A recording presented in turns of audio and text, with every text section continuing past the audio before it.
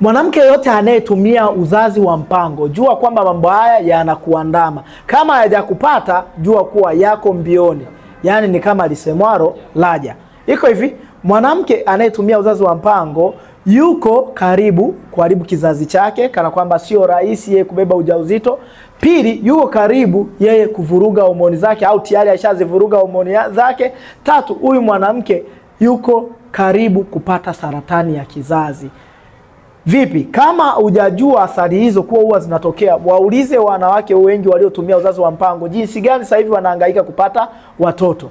Na kama nawe ni mmoja wapo unayehangaika, nipigie nami nitakusaidia wewe kupata tiba sahihi ambazo zitasaidia kwenda kurekebisha mfumo wako wa uzazi. Nawe mwanamke, kama ilikuwa una mpango wa kutumia uzazi wa mpango, kuwa makini, kwa maana leo hii utajifurahisha ndani ya muda mchache, ila baadaye utakuja kulia maisha yako yote.